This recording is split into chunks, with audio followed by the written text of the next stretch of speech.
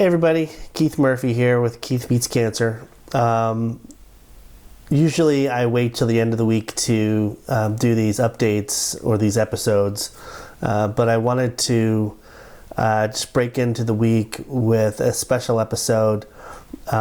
Today I actually got the scan results back from my PET scan, which I had over the weekend.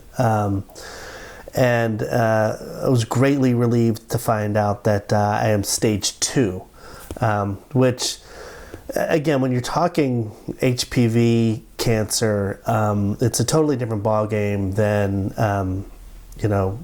I'll just say regular cancer. And it's still cancer, don't get me wrong, it's still serious stuff, but the staging isn't as important with this type of cancer as it is, say, traditional cancer. They really don't, from what I understand, from what the radiation oncologist told me today, they really don't talk in terms of staging with this type of cancer. And if you're watching this and you've heard differently, please comment below and let me know. But they really don't talk in terms of staging with HPV cancers. Excuse me. Didn't mean to do that. Hope I didn't peak the level there. They talk more in terms of whether it's contained to the local area or not. And so good news is that everything's contained to the throat, the neck and the throat, and to the lymph nodes. So stage 2, which is great. So I had great news followed up this afternoon by a really intense experience. I'll call it that. So I had a second appointment with the radiation oncologist group today where I got my mask.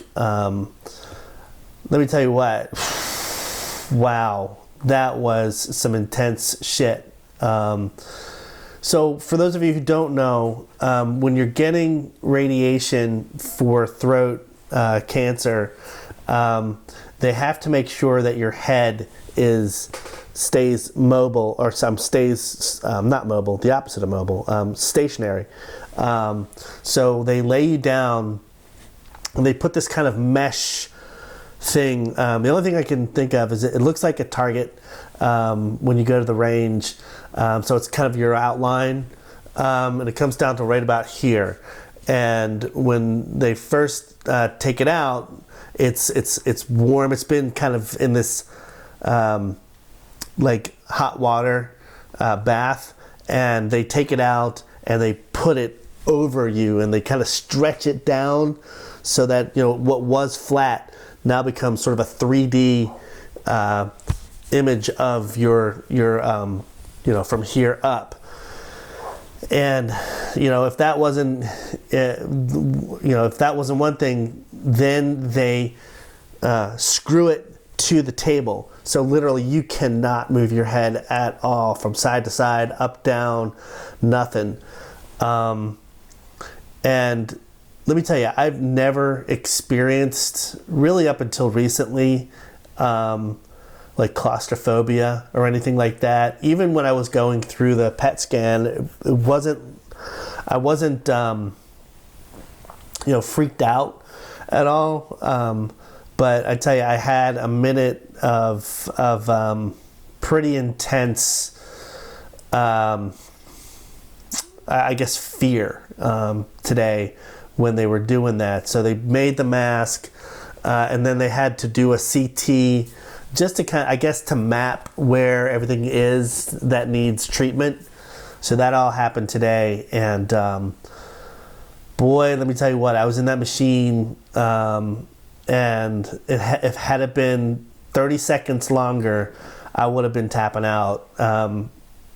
It was very intense. And to make matters worse, they put this sort of wax, it's like a wax plug on a stick with sort of a straw in the middle so you can breathe through it. Dude, I mean, freaking bizarre, crazy.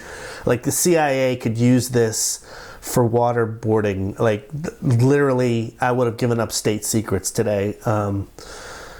You know, it was crazy. So I have this thing in my mouth that's like keeping my tongue from the top of my mouth.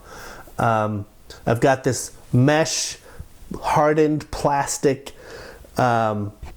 mask on my face, and it's screwed down into the table, and I'm in this enclosed space. Have I painted enough of a picture for you? That was my experience today. And let me tell you, I am not ashamed to say it. I was freaked out beyond belief, and I will be getting some Xanax or something to take the edge off of that, because I can't imagine 5 days of that for 7 weeks. I can't imagine what that's going to be like. So, yeah, what started out today as, again, I woke up this morning, I was very anxious, went to the first appointment and got the relatively good news. I mean, as far as that goes, I still have cancer, but it's not, it hasn't spread anywhere, which is really something that I was fearing. But yeah, to go from that high to now I've got another thing I'm anxious about, which is this treatment and having to wear this mask and be confined. That, oof, man. If you have any experience with that and can give me some pointers as to how do I calm myself down from that. I'm usually a really laid back person. People who know me, I've been accused of being a robot sometimes. So for me to get that worked up about this, it's got me surprised.